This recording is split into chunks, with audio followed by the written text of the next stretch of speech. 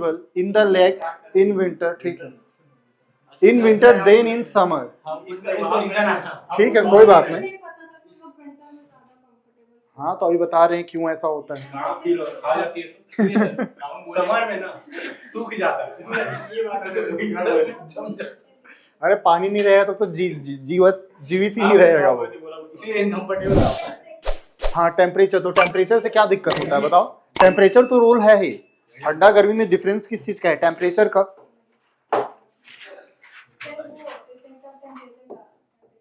Temperature तो ठीक है पर उसका बताओ डिटेल। टेम्परेचर बढ़ता है तो सॉल्युबिलिटी घट जाता है, ऑक्सीजन में ज्यादा सॉल्यूट नहीं घुल पाता है। हाँ तो ये बोल सकते हैं, देखिए अरे जो इधर देखो, अगर हम बात कर रहे हैं ये मान लीजिए लेक है या फिर कोई भी चीज है, यहाँ पे फिश से देखिए कोई भी जलीय जीव है ना तो ये भी सांस लेता है, तो क्या चीज सांस में लेता है? ऑक्सीजन ही लेता है। जो सांस में लेता है वो क्या लेता है? ऑक्सीजन को ही इनहेल करता है, ठीक है। पर ऑक्सीजन कहाँ रहता है? ऑक्सीजन पानी में डिसॉल्व होता है, ठीक है। ऑक्सीजन जो है वो डिसॉल्व होता है पानी में, तो ऑक्सीजन जो डिसॉल्व होता है ना वही ये फिश क्या करता है? सांस में ले पाता है, ठीक है। इसमें किसी को दिक्कत है क्या? ये भी ऑक्सीजन ही लेता है, ये नहीं कि पानी पीता है, पर पानी में से जो ऑक्सीजन रहता है ना वो सांस में ये अपना इनहेल कर पाता है। हाँ पानी नहीं पीता है, बस ऑक्सीजन ले लेता है पानी से, ठीक है। अब आगे देखिए इसमें क्या बात करते हैं, ऐसा करके सांप भी आता है, सांप भी पानी नहीं पी पाता है, मालूम है? सांप पानी नहीं पीता है, ठीक है। तो वो सब का आता है अपना, उन लोग का बॉडी का सिस्टम नहीं है कि पी पाए। इसी लोग खून पी लेता है। अरे खून भी नहीं पी पाता, उसका पीने वाला मैकेनिज्म ही नहीं है, वो बस काटता है अपने आप को प्रोटेक्ट करने के लिए, ठीक है। देखो तो अब क्या होता है, अब देखिए गर्मी और ठंडा में क्या होता है, अभी हम लोग पढ़े थे जैसे जैसे टेम्परेचर बढ़ता है, सुनो जरा, अगर टेम्परेचर को बढ़ाते हैं तो सॉल्युबिलिटी क्या होता था, याद है? सॉल्युबिलिटी घटता था, गैस इन लिक्विड का सॉल्युबिलिटी होता था वो डिक्रीज होता था। तो देखो गर्मी में टेम्परेचर तो ज्यादा होगा, गर्मी में टेम्परेचर ज्यादा होगा यानी ऑक्सीजन क्या होगा? पानी में कम डिसॉल्व होगा, तो इसको सांस लेने में क्या होगा? दिक्कत आएगा। क्लियर है? गर्मी में टेम्परेचर बढ़ेगा तो सॉल्युबिलिटी जो होगा गैस का वो कम हो जाएगा, तो इसलिए ये लोग को दिक्कत आता है गर्मी के समय में। वही अगर ठंडा होता है, अगर टेम्परेचर बढ़ा तो सॉल्युबिलिटी घटा, वही अगर ठंडा है तो ठंडा के केस में टेम्परेचर घटा हुआ रहेगा यार, तो उस केस में सॉल्युबिलिटी जो होगा गैस का, सॉल्युबिलिटी क्या हो जाएगा? बढ़ जाएगा, यानी अब इसको ज्यादा ऑक्सीजन मिलेगा। क्लियर है? यानी उतना ही मात्रा में उसको ज्यादा ऑक्सीजन मिलेगा, तो वही चीज है, अब उसी को इंग्लिश में लिख देना है, ठीक है। वही बात जो आप लोग बोल रहे थे तो उसी को लिखेंगे इन विंटर। हाँ ऐसा आता है भाई, ये इंपॉर्टेंट क्वेश्चन है, अगर आप इसको कहना चाहें तो इसको इंपॉर्टेंट में 1 या 2 नंबर में पूछता है भाई, ठीक है, गिव रीजंस करके, ठीक है। ये पूछता है, ऐसा नहीं है कि नहीं पूछता है। इन विंटर सॉल्युबिलिटी ऑफ, लिखो लिखो साथ में लिखो भी, solubility of gas in liquid, और नोट्स का इंतजार नहीं करते रहना है भाई, तुम लोग को खुद से भी लिखते चलना है। In winter solubility of gas in liquid increases,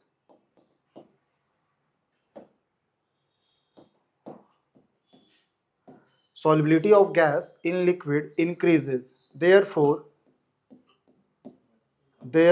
they are more comfortable, therefore they are more comfortable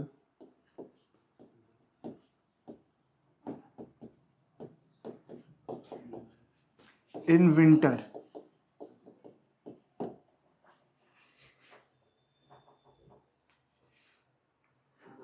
Sunday को तुम लोगों को आना है ना, जिसका जेई था उसको संडे को भी आते रहना है 3:30 बजे से। हाँ कल तो कहाँ आएगा? कल से नहीं है। क्यों, कहाँ जा रहा है? पूरी ठीक है, पर तुम आके पढ़ना। ऑफलाइन होना है, ऑनलाइन होना है ना, ऑफलाइन बैच अब ऑनलाइन, उसको हटा दिया यार। They are more comfortable in winter.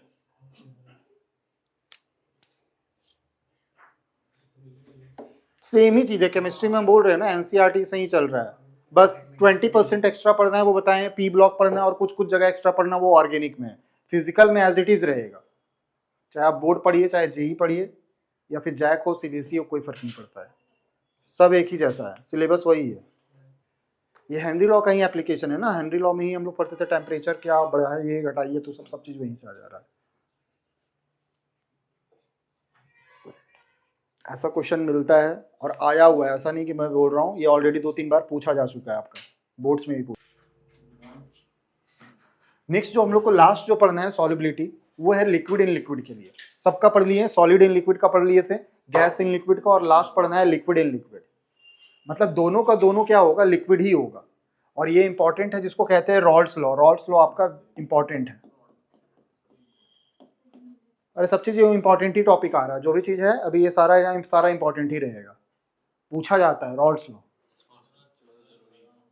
पहले इसके बारे में थोड़ा सा डेफिनेशन लिख लेते हैं, फिर समझाते हैं कि होता क्या है रॉल्स लॉ। व्हेन टू और मोर volatile liquids, when two or more volatile liquids, volatile liquid समझ पाते हैं ना, वैसा मतलब volatile का मतलब वैसा लिक्विड जिसका वेपर बन सके, जो वेपर बना सकता है, हाँ बस उसी को कह रहे हैं। when two or more volatile liquids, when two or more volatile liquid present in a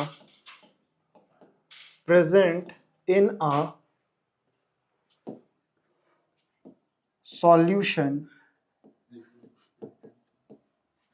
then fan on कर दें, हाँ सर, तब वो अच्छा रहेगा। then there when two or more volatile liquids present in a solution, then their partial vapor pressure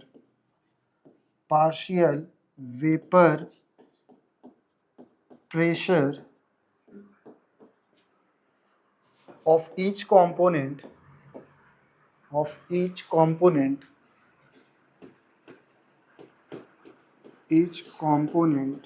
is directly proportional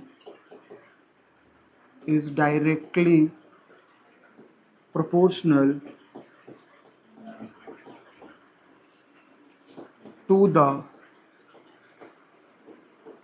mole fraction of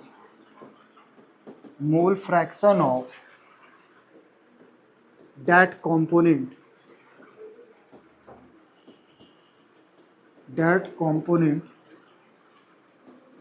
present in a solution। Definition लिख लीजिए, समझाते हैं कि क्या बोल रहा है। ये लिक्विड इन लिक्विड के लिए लगेगा तो रॉल्स लॉ लगेगा, ठीक है।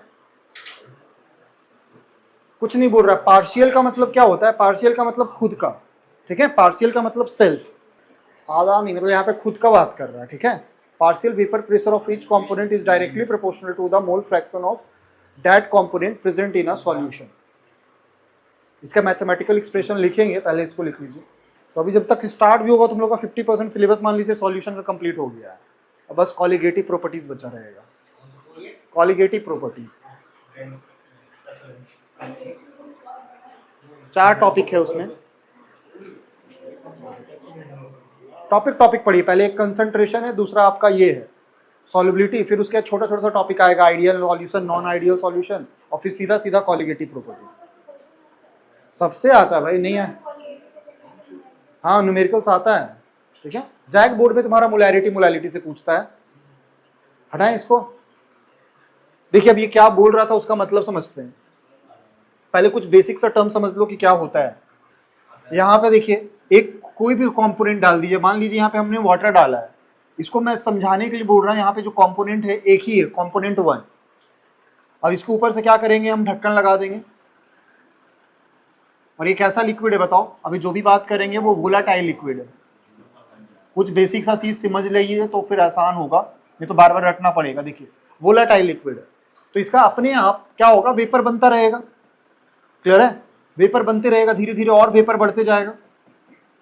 एक समय ऐसा आएगा ना कि यहाँ पे इतना सारा वेपर बन गया कि अब ये क्या करेगा, ये जितना भाप बना है वो इसका सरफेस पे क्या करने लगेगा, प्रेशर अप्लाई करने लगेगा। क्योंकि प्रेशर लगाएगा ना यार, और अगर ढक्कन हल्का होगा तो ढक्कन उठा के भी चला जाएगा।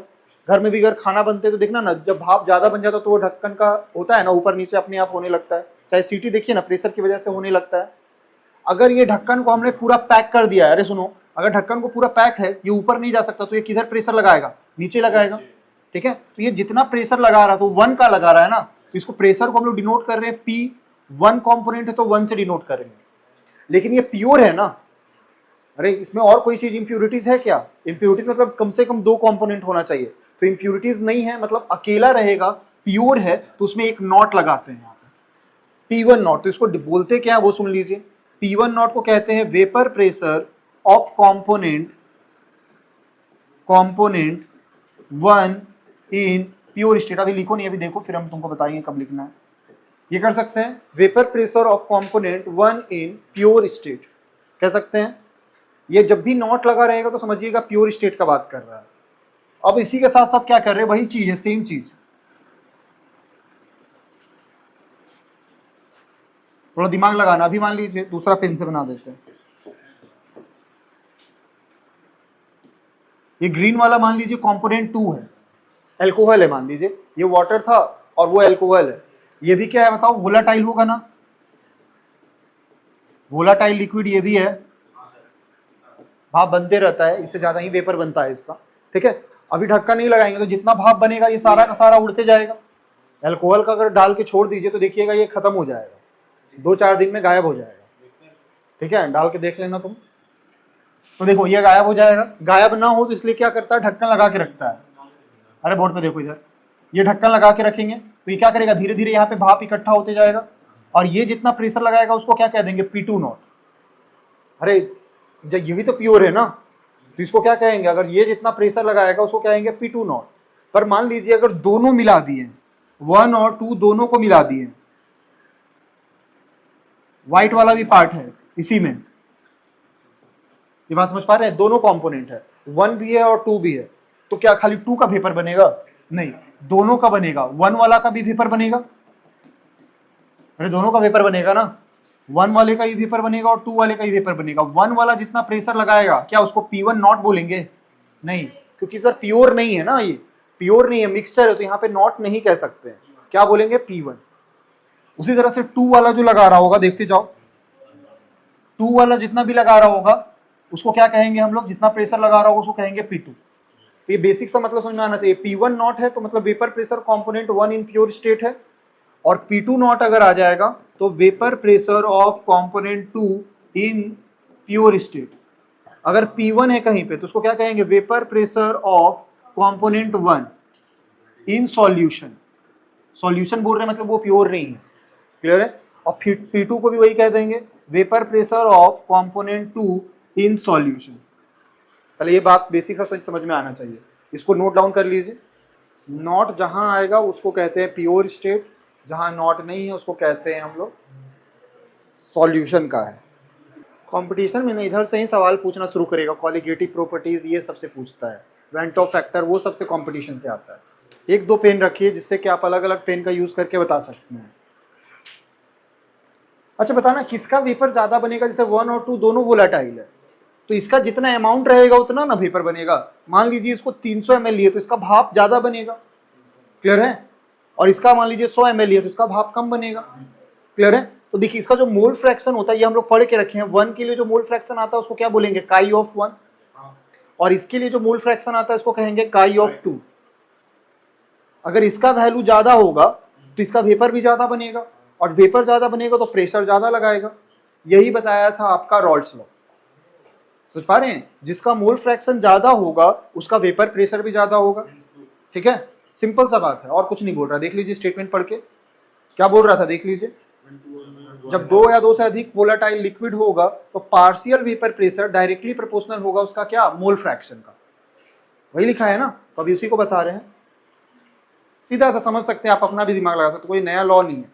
जिसका यहाँ अमाउंट ज्यादा होगा उसका वेपर ज्यादा बनेगा, उसका ज्यादा वेपर प्रेशर आएगा, ठीक है। देखो हम इसको यहाँ से अगर लिख सकते हैं तो देखो हम लोग क्या लिख सकते हैं, फ्रॉम रॉल्स लॉ। अरे यार क्या बन रहा है,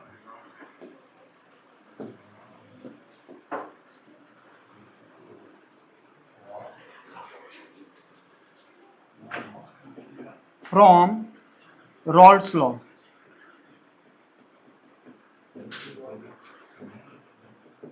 क्या बोल रहा था, देखो पार्शियल वेपर प्रेशर मतलब P1 डायरेक्टली प्रोपोर्शनल होगा किसका, मोल फ्रैक्शन ऑफ 1, कह सकते हैं ना। यही बोल रहा था हेनरी लॉ, यही बोलता, सॉरी यार रॉल्स लॉ यही बोल रहा था। प्रेशर अगर ज्यादा है तो यानी मोल फ्रैक्शन ज्यादा होगा तभी प्रेशर ज्यादा होगा, या उल्टा बोल सकते हैं मोल फ्रैक्शन ज्यादा होगा तो प्रेशर ज्यादा होगा, कह सकते हैं ना। उसी तरह से सिमिलरली करके आप 2 के लिए भी लिख सकते हैं, P2 directly proportional to X2 कह सकते हैं ना। अब उसके बाद यहाँ पे एक कांस्टेंट आता है, तो कांस्टेंट हम इसको डायरेक्टली लिख रहे हैं, P1 बराबर K आता है, K आप लिख सकते हैं, देखो P1 बराबर P1 नॉट X1। कोई पूछेगा P1 नॉट कैसे लिख रहे हैं, तो उसको X1 आएगा, इसको बता देते हैं, पहले देख लीजिए। अरे किसी को दिक्कत आ रहा होगा कि ये कांस्टेंट में P1 नॉट क्यों लिख दे रहे हैं, तो उसको देखो कैसे बताते हैं। यहां वाला देखो, बोर्ड पे अभी लिखो नहीं, अभी यहाँ पे देख लीजिए। P1 बराबर, अगर कोई प्रोपोर्शनैलिटी साइन हटाते हैं तो एक कांस्टेंट डालते हैं जिसको K कहते हैं, X1 की जगह क्या आ जाएगा, X1, ठीक है। अब देखिए K का वैल्यू क्या आ रहा है बताओ, P1 नॉट।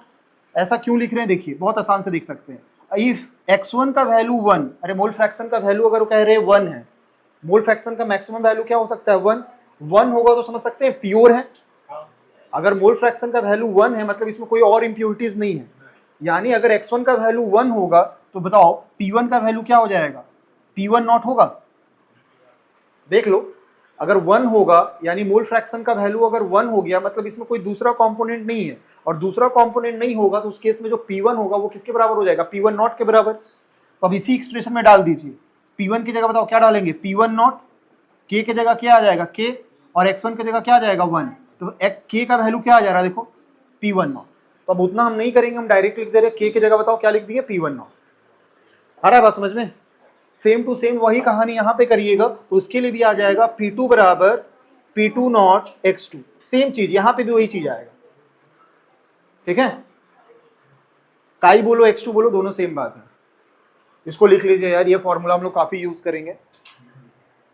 रॉल्स लॉ यही है, P1 बराबर P1 नॉट X1, P2 बराबर P2 नॉट X2। अब एक डाल्टन नाम का साइंटिस्ट है, उसने क्या किया क्या नहीं किया उससे हमको कोई काम दहानी नहीं है, हम इसको कहते हैं Dalton's law of partial pressure. दो फॉर्मूला दिया है, दोनों एक एक करके देखेंगे। पहला हम लोग पहला देख रहे हैं, डाल्टन्स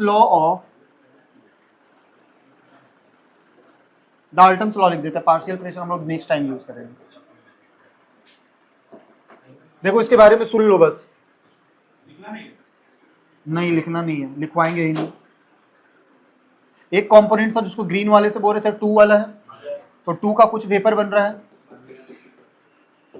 और एक है आपका कंपोनेंट 1 है जिसका भी कुछ वेपर बनेगा। वेपर तभी बन पाएगा ना जब ढक्कन लगा हुआ होगा, अगर ढक्कन नहीं लगा रहेगा तो सारा भाप उड़ जाएगा यार, ठीक है। अब जितना ग्रीन वाला प्रेशर लगा रहा था, चाहे व्हाइट वाला जितना प्रेशर लगा रहा था उसको कह रहे हैं P1, और अगर ग्रीन वाला जितना प्रेशर लगा रहा था, उसको कह रहे थे P2। अब एक बोल दिया कि सुनो ना, अगर कोई पूछे, ये तुम भी बता सकते हो, ये दोनों मिला के इस पे कितना प्रेशर लगा रहा होगा, दोनों लिक्विड मिला के, दोनों का जो लिक्विड है वो कितना मिला के टोटल प्रेशर कितना आ रहा होगा, P1 प्लस P2, वही बताया था डाल्टन्स लॉ, ठीक है। डाल्टन्स लॉ क्या बता रहा था कि टोटल प्रेशर कितना होगा, तो दोनों को जोड़ दीजिए P1 प्लस P2। सिर्फ सुनते चलिएगा ना, फिर उसके बाद आराम से हम लिख पाएंगे। अभी यही था आपका डाल्टन्स लॉ, टोटल प्रेशर, अगर और एक कंपोनेंट होता तो प्लस P3 हो जाता। अब डाल्टन्स लॉ और रॉल्स लॉ दोनों को कंबाइन कर दीजिए। इसको देखिए, हम सिर्फ रॉल्स लॉ, अरे बहुत आसान सा, बस हेडिंग डाल दे रहे हैं, Rawls law in combination with Dalton's law, क्या आएगा बताएगा कोई।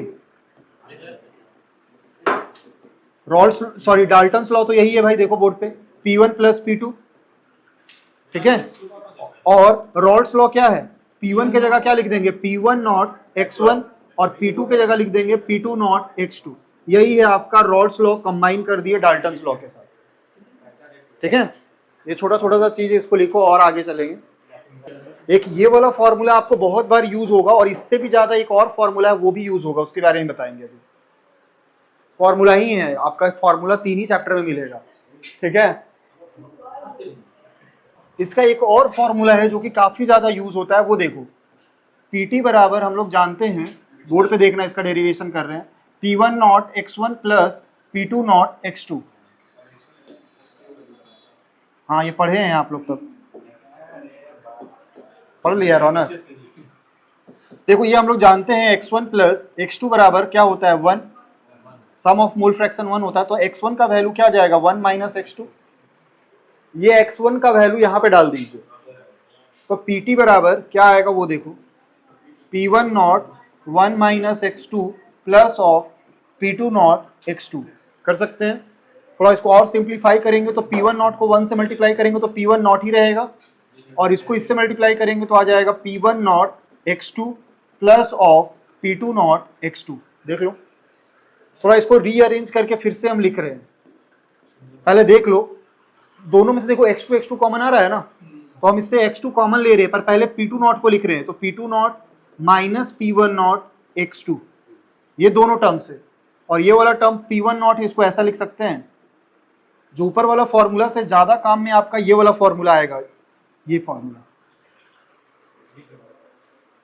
pt बराबर p2 not minus p1 not x2 plus of p1 not. देख लो, किसी को दिक्कत है यहाँ पे? कुछ नहीं है यार, सिंपल सा तो मैथमेटिक्स कर रहे हैं। pt आपका टोटल प्रेशर है, p2 नॉट है पता है प्योर स्टेट में 2 कंपोनेंट का, प्योर स्टेट में 1 कंपोनेंट का, और x2 है मोल फ्रैक्शन 2 का। अब थोड़ा ग्राफ खींचना होगा, तो ग्राफ के लिए आपको पता होगा थोड़ा सा आइडिया। ग्राफ पेपर नहीं, यहीं पे खींचेंगे यार, अब तुम लोग भी बनाओ अपना ग्राफ पेपर। ये सब लिखने का जरूरत नहीं है ना कि पीटी क्या है, इतना तो बुझा रहा होगा। पीटी है आपका टोटल प्रेशर, P2 नॉट है 2 कंपोनेंट का प्योर स्टेट में है। रॉल्स लॉ में ये वाला फॉर्मूला बहुत बार यूज होगा, ठीक है, जितना न्यूमेरिकल्स बनेगा यही वाला फॉर्मूला से बनेगा।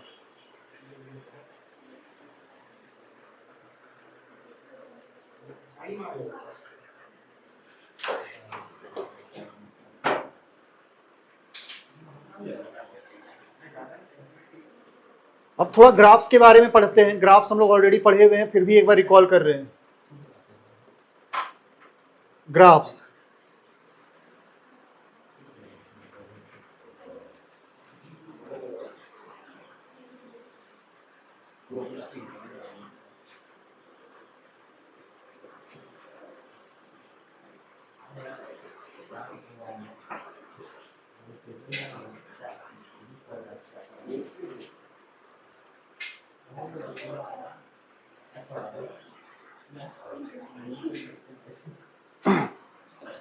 देखो यार, अगर आपको पता होगा तो बढ़िया बात है, नहीं पता तो देखो इधर, ये y एक्सिस है और ये है आपका x एक्सिस।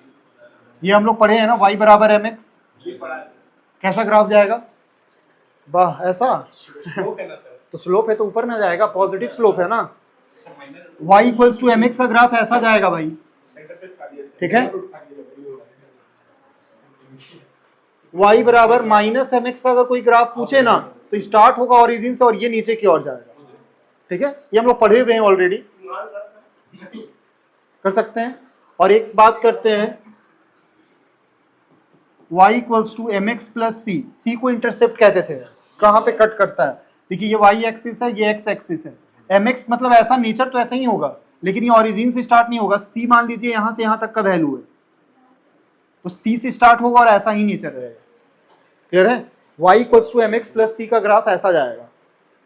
और एक देख लीजिए, y बराबर माइनस mx प्लस c का ग्राफ कैसा जाएगा? ये y एक्सिस है, ये x एक्सिस है, c का वैल्यू मान लीजिए यही है, तो c मतलब यहां से शुरू होगा और ग्राफ का नेचर नीचे की साइड, क्योंकि निगेटिव स्लोप है तो ये ऐसा कुछ आएगा।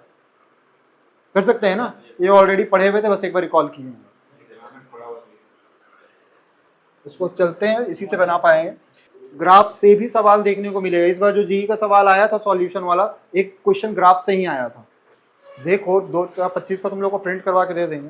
बाकी पीवाईक्यू खरीद लो ना, जिसको पढ़ना है तो पढ़ते जाओ। नेक्स्ट वीक एगो टेस्ट रखेंगे, इस वीक नहीं, नेक्स्ट वीक रहेगा एगो टेस्ट, इस समय तक पढ़ लेंगे, ठीक है। तुम लोग अपना देख लेना, जिसका जेई वाला है उसके लिए रखेंगे। अभी तुम लोग बोर्ड वाला तो आराम से चलते रहेगा। जिसको जेई हुई करना है वो आके दो बच्चा 5 बच्चा जितना रहे, बाकी तुम लोग फ्री रहो। टेस्ट दोगे तो पता चलते रहेगा। अभी बहुत कम ही टॉपिक पढ़े हैं, लेकिन लास्ट तक तुम लोग कुछ ना कुछ पढ़ चुके होंगे। हाँ तो उसको तो लेंगे ही, पर एक बार जितना पढ़े आधा आधा में भी लेते चलेंगे, ठीक है। पूरा भी दे देंगे। हटाएं इसको। जेई का अलग बनाना होगा, नीट का अलग बनाना होगा कि सेम ही रखेंगे? बोलो, तुम देगी नीट का? तो नीट वाला नीट ही जैसा बना देंगे। अरे क्वेश्चन अभी तो क्वेश्चन पे नहीं आएंगे, अभी थोड़ा थ्योरी बात करते हैं। और देखिए इसका ग्राफ तुम लोग ड्रॉ कर सकते हो, देखो जरा P1 बराबर P1 नॉट x1, बहुत आसान आसान सा ग्राफ है, इसको ड्रॉ कर सकते हैं। कैसा ग्राफ है बताओ, ग्राफ का नेचर मतलब कौन सा, y इक्वल्स टू mx जैसा ग्राफ है। इसको P1 बोल दे रहे हैं और इसको क्या बोल दे रहे हैं x1। भाई देखो बोर्ड पे बात करो, यहाँ पे देखिए ना y एक्सिस है ना, तो इसको क्या लिखेंगे y, यहाँ पे x1 की जगह क्या है x, x से जो आगे उसको क्या कहेंगे m। इसका नेचर कुछ ऐसा जाएगा, कर सकते हैं सेम टू सेम इसी जैसा कर लेंगे। P2 का भी सेम ही आएगा ना, P2 बराबर P2 नॉट x2,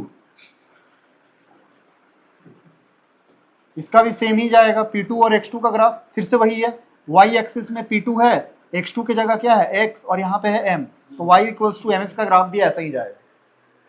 ठीक है, जैसे जैसे मोल फ्रैक्शन का वैल्यू बढ़ते जा रहा है वैसे वैसे प्रेशर भी बढ़ते जाएगा। इसका ग्राफ खींच सकते हो तुम लोग, P2 बराबर P2 not minus P1 not x2 plus of P1 not. देख के बाबा यदि यहाँ से ऐसे यहाँ अरे ये वाला ऐसे जाएगा, देखिए तो ऐसे ऐसे यहाँ किया नीचे जाएगा, नहीं अरे तुम मर जा डूब के ऊपर जाएगा सर, बस थोड़ा खींच के दिखाओ ना कैसे जाएगा। ये ऐसे ऐसे सी वाला यहाँ हाँ। ऐसे वैसा ही जाएगा, ऐसे ऐसे यहाँ पूरा खुश रहता है ये लोग, रहने दो भाई।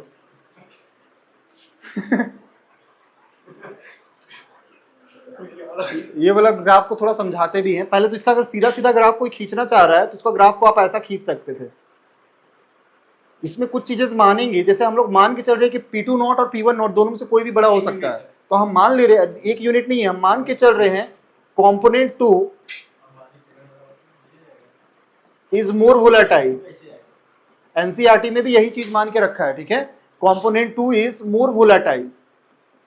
मोर वोलेटाइल होने का मतलब P2 का वैल्यू ज्यादा आएगा, तो बड़ा में से छोटा टर्म को माइनस करेंगे तो ये पॉजिटिव ही रहेगा।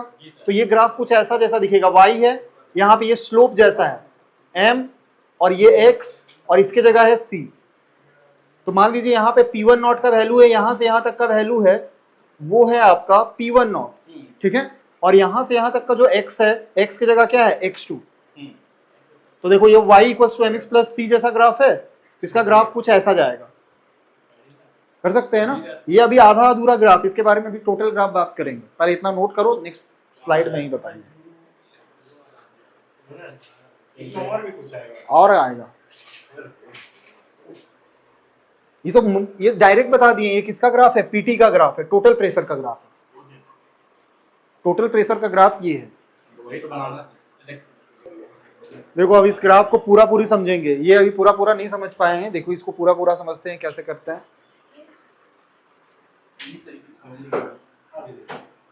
देखो ये टोटल प्रेशर का ग्राफ है, ध्यान से देख लेना यार, इसको समझने में थोड़ा दिक्कत आएगा आपको, और नहीं आएगा तो रटना पड़ेगा, तो इसलिए थोड़ा सा एक बार देख लीजिए ध्यान से।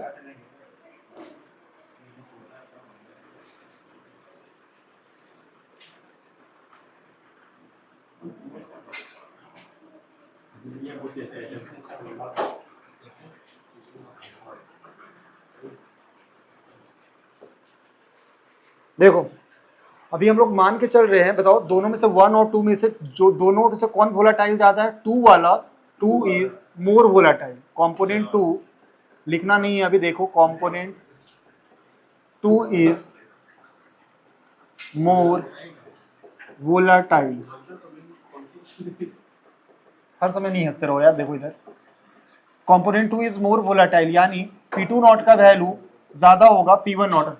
देख लो भाई, देखिए दोनों में से किसका वैल्यू ज्यादा होगा, 1 और 2 में से 2 वाले का वैल्यू ज्यादा होगा। क्यों? क्योंकि हम लोग मान के चले हैं, कोई मानेगा 1 ज्यादा वोलेटाइल है तो P1 नॉट का वैल्यू बड़ा हो जाएगा, बट एनसीईआरटी के अकॉर्डिंग जो माना है वही हम भी मान रहे हैं कि 2 वाला ज्यादा वोलेटाइल है, 1 वाला कम वोलेटाइल है।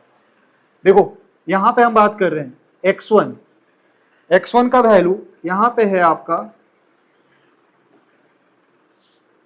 1, 1 है, अरे दोनों मिला रहे हैं ना सॉल्यूशन, 1 और दोनों प्रेजेंट है। अगर x1 का वैल्यू 1 होगा तो x2 का वैल्यू क्या होगा बताओ, 0। ये कर सकते हैं। जैसे जैसे आगे बढ़ रहे हैं ना, अरे जैसे जैसे आगे बढ़ते जा रहे हैं वैसे वैसे 1 का वैल्यू कम हो रहा है और 2 का वैल्यू बढ़ते जा रहा है। एक यहाँ पे पॉइंट आ गया जहां पे x1 का वैल्यू 0 हो चुका है और x2 का वैल्यू क्या हो गया, बढ़ते बढ़ते क्या हो गया, 1। इधर से इधर जा रहे तो किसका वैल्यू बढ़ रहा था बताओ, x2 का वैल्यू बढ़ रहा था। क्लियर है? जब सिर्फ 1 होगा, अरे सुनो, इस केस में क्या है, इधर x एक्सिस में आपका मोल फ्रैक्शन है और इस एक्सिस में आपका वेपर प्रेशर है। तो देखिए जब मोल फ्रैक्शन 1 होगा तो इस केस में जो वेपर प्रेशर होगा वो सिर्फ किसका होगा, 1 कंपोनेंट का। 1 और 2 में से देखिए ना, इस पॉइंट पे x1 का वैल्यू 1 है, यानी सिर्फ एक ही कंपोनेंट होगा और वो कौन सा कंपोनेंट होगा, तो 1 कंपोनेंट। मान लीजिए उसका जितना वेपर प्रेशर होगा वो क्या मान ले रहे हैं, P1 नॉट, क्योंकि 1 ही है ना, अकेला है तो क्या आ जाएगा, 1 है तो 1 का केस में P1 नॉट। यहाँ पे देखिए x1 का तो कुछ भी नहीं है, x1 0 है, यानी इसका कोई वेपर ही नहीं बनेगा। x2 का जो भी वेपर बनेगा वो किसके लिए बन रहा होगा, x2 के लिए, और इस केस के लिए जो होगा वो कहीं पे होगा, लेकिन P1 नॉट क्या होगा, छोटा होगा, और P2 नॉट को हम लोग क्या मान रखे हैं कि बड़ा होगा, तो इसलिए हम इसको थोड़ा ऊपर की ओर दिखा रहे हैं और इसको कह रहे हैं P2 नॉट। समझ सकते हैं ग्राफ को यार आसानी से, ठीक है। ये वाला है P1 नॉट और ये वाला है P2 नॉट। बोर्ड पे देखो भाई, अब देखिए हम अभी सिर्फ एक कंपोनेंट 1 का खींचना चाह रहे हैं। तो देखो x1 का वैल्यू जब 0 होगा, ध्यान से सुनना, अभी x2 को भूल जाओ, x1 का वैल्यू जब 0 होगा तो P1 का भी वैल्यू क्या होगा, 0। अरे P1 का भी वैल्यू 0 होगा ना।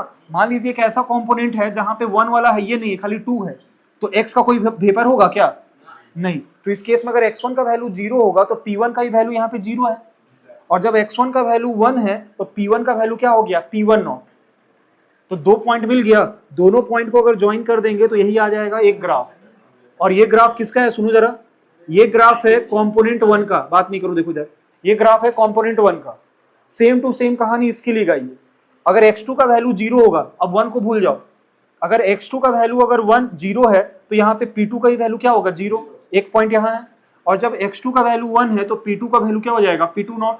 अब इस दोनों को जोड़ देंगे तो ये किसका ग्राफ आ जाएगा, कंपोनेंट 2 का। कर सकते हैं?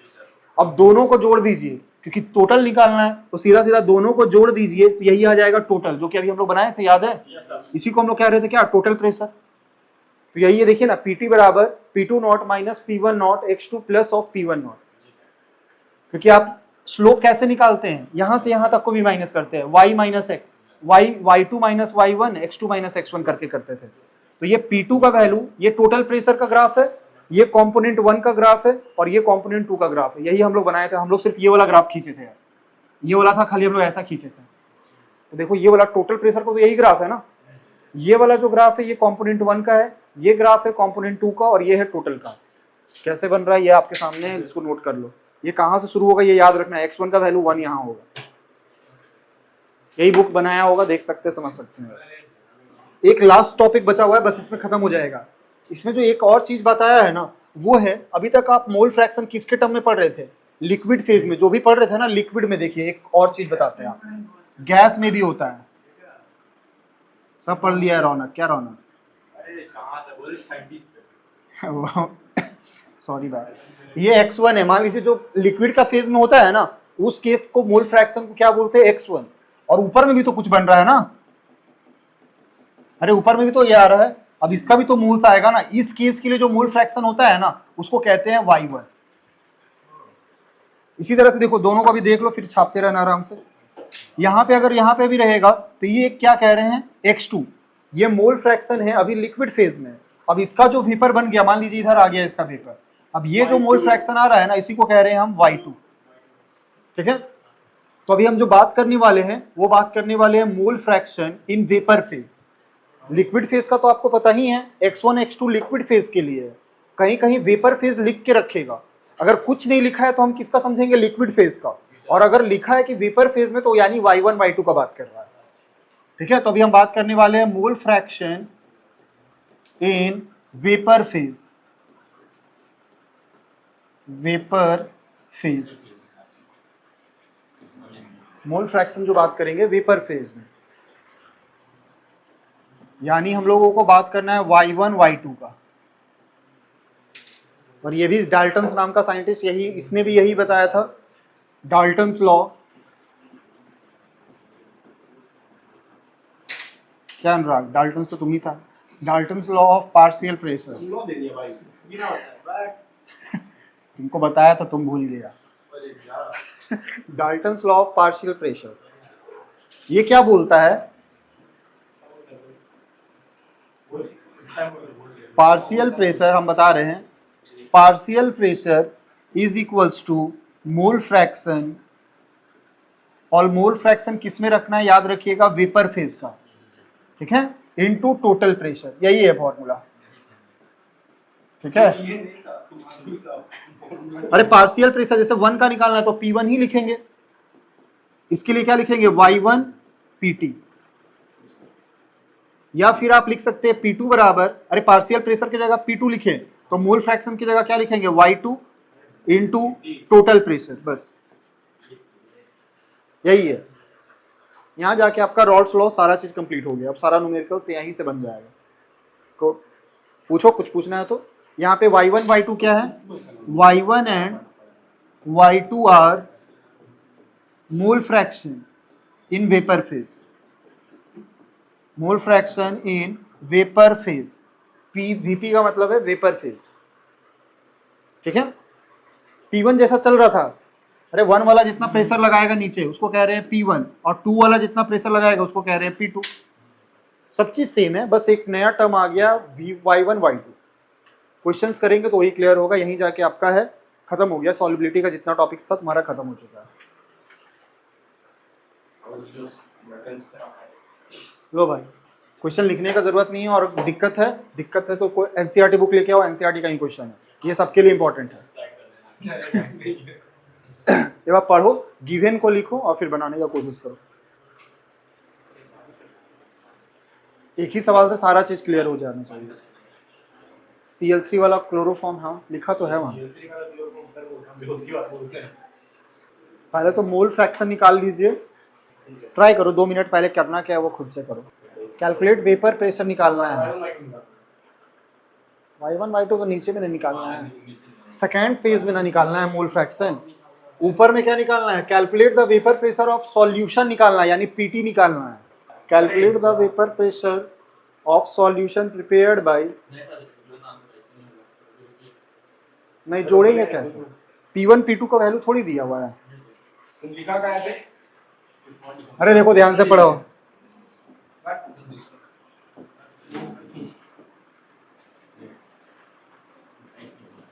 तो गिवन में तुम लोग नहीं लिख पाएगा सही से। देखिए क्लोरोफॉर्म का वेपर प्रेशर दिया हुआ है कितना, देखिए क्लोरोफॉर्म का और डाइक्लोरोमीथेन का अलग अलग वेपर प्रेशर दिया है, एक का 200 दिया, एक का 415 दिया हुआ है।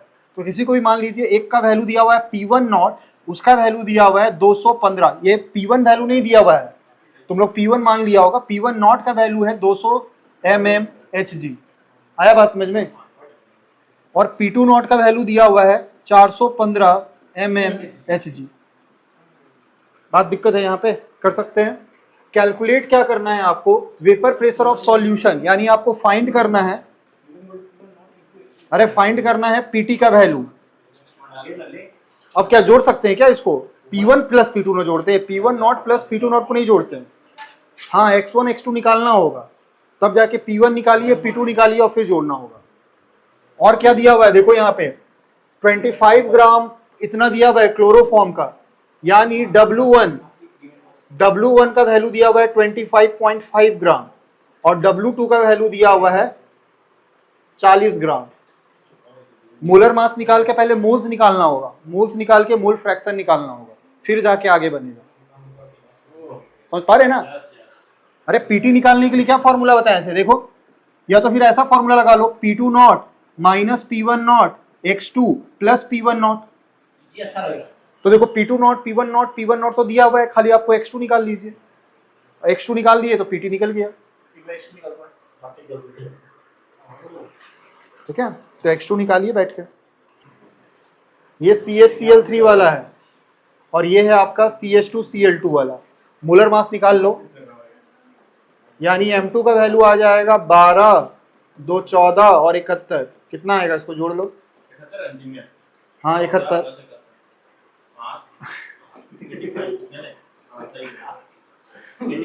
85 आ रहा है, 85 ग्राम पर मोल। CH Cl3 का भी निकाल ही लीजिए, क्योंकि ये भी जरूरत पड़ेगा, हाँ सर। क्योंकि X2 निकालना है ना, N2 by N1 plus N2। अरे X2 का फॉर्मूला रौनक भूल जाता है, N2 by N1 plus N2, हाँ सर याद है। तो N1 चाहिए ना यहाँ से। वहाँ में बैक स्टूडेंट में निकाल रहे हैं। कार्बन का होगा 12, एक 13 और इसका 35.5, 35.5, 71। 17। हाँ N2 है N2 X2 5 तिहाई 15 का 5 कैरी 1, 15 एक 16 का 6 कैरी 1, 9 एक 10, 106.5, इसको जोड़ेंगे तो 107, 119.5 आएगा।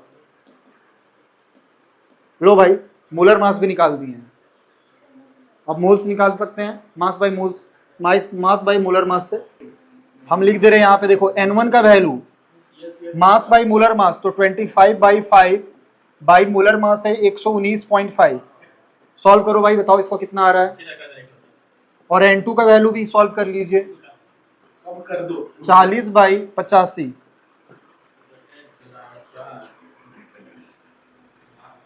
पॉइंट से पॉइंट कटेगा, 5 1, ये 2 बार में आ रहा है 10, 19 आया ना, 19 जाएगा आपका 3 बार में, फिर 9, 17 34 51, 17 का टेबल में ये जाएगा, 17 अगर गया 5 1 6, 3 का टेबल में तो कट जाएगा क्या, 3 2 5, 9 5 14, नहीं कटेगा। इसको सॉल्व कर लेते हैं, देखो ऐसे कब, ऐसा देखो डायरेक्ट डिवाइड कर लीजिए, कितना आ रहा है बताओ। N1 का वैल्यू बताओ पहले, N1 0.2, 2 बार में चला जाएगा ना, तो हम उतना नहीं कर रहे, 0.2 ही रहने दे रहे, ठीक है। N2 कैसे, ठीक है। उसके बाद इसको थोड़ा सॉल्व करेंगे तो 5 का टेबल में 8 बार में, 1 बार में और 3 5, 17/8 पॉइंट बैठाएंगे, 17 25 85 होता है, तो 4 बार में 17 34 51 68 होता है ना, 1 2 0, कितने बार में जाएगा, 17 85 102.47 है ना, तो 0.5 मान लेते हैं। जब भी बहुत बड़ा चीज आए तो इसको थोड़ा छोटा कर लीजिए। N1 N2 का वैल्यू पता चल चुका है ना, तो X2 का वैल्यू निकाल लो, X2 का वैल्यू आ जाएगा 5/7, कर सकते हैं ना, X2 का वैल्यू ये आ गया है 5/7। अब ये फॉर्मूला में डाल दो यार, और कुछ नहीं करना।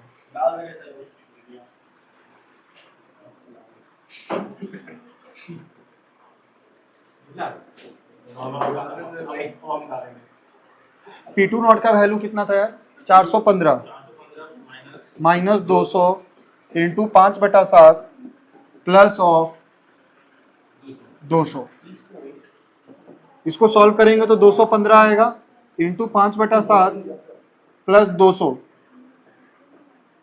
mmHg। सर 445.6। हाँ भाई, अरे देखो इसको सॉल्व कर लेते हैं, 5 5 25 का 5 कैरी 2, 5 और 2 7, 5 दूनी 10, और ये आ जाएगा 1400/7। एलसीएम ले लिए, 14 और इधर है, यानी 2475/7 mmHg, ठीक है। हाँ ठीक, इसका पार्ट 2 भी था, बनाओ, कैलकुलेशन है, थोड़ा करना पड़ेगा, इससे अलावा कुछ नहीं। नीचे करें इसे, लो एक और सवाल है पार्ट 2 में, देखिए मोल fraction of each component in vapour phase, मतलब y1 y2 का, y1 y2 का वैल्यू निकाल दीजिए। करते हैं हम लोग साथ में ही,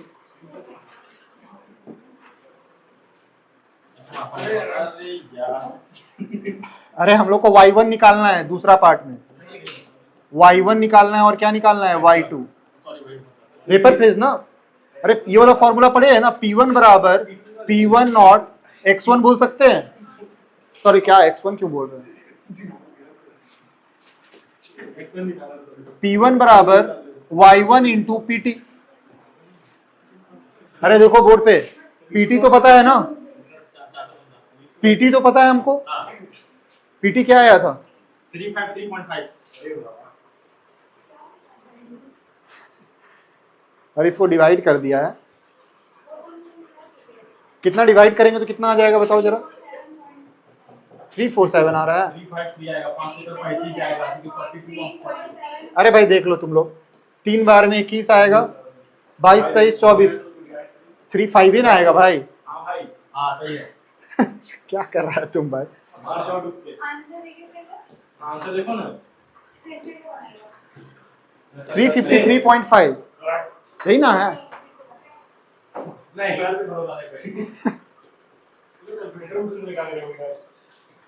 तुम लोग का क्या आ रहा है।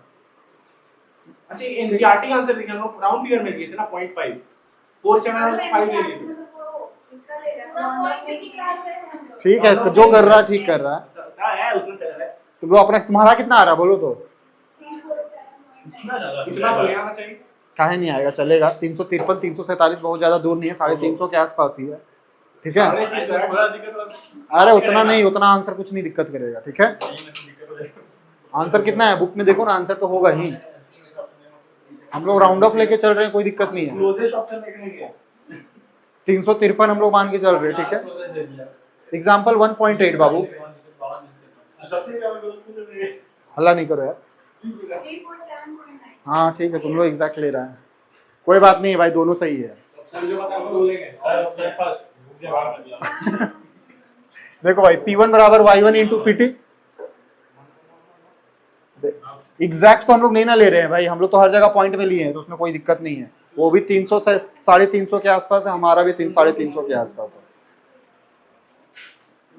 देखिए P1 बराबर Y1 इंटू PT कर सकते हैं, तो हमको P1 पता है क्या, P1 तो नहीं पता है ना अभी तक, तो P1 कैसे पता होगा बताओ।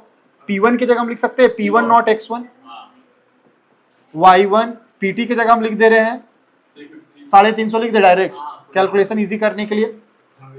तुम 347 भी लिख सकते हैं या 353 भी लिख सकते हैं। ठीक है, हाँ तुम अपना नहीं लिखना है। P1 नॉट का वैल्यू बताओ, हाँ बोलो। 200 तो वो तो x1 आ रहा है ना, x1 तो लिक्विड फेज के लिए, बोलो ना। तो P1 इक्वल टू वो वाला क्या है, तो x1 आएगा, हम तो वही बोल रहे हैं। हाँ तो निकालना तो है ही, तो निकाल तो रहे ही। अरे देखो वो वाला से तुम निकाल रही है P1 बराबर P1 नॉट x1, तुम यही ना कर रही है, इससे पहले P1 निकाल रही है, तो हम भी तो वही कर रहे हैं ना, P1 की जगह कर रहे हैं P1 नॉट x1, हम भी तो वही कर रहे हैं, हम कुछ नया थोड़ी कर रहे हैं। ठीक है, अरे ये फॉर्मूला पढ़े हैं ना, P1 बराबर Y1 PT, तो P1 की जगह लिख सकते हैं ना P1 नॉट x1। कंफ्यूज हो रहे हैं क्या यहाँ तक, थोड़ा घर में फॉर्मूला जाके पढ़ो भाई। P1 बराबर P1 not x1 Y1 into PT। P1 not का वैल्यू पता है कितना था, 415 था ना, 200 था।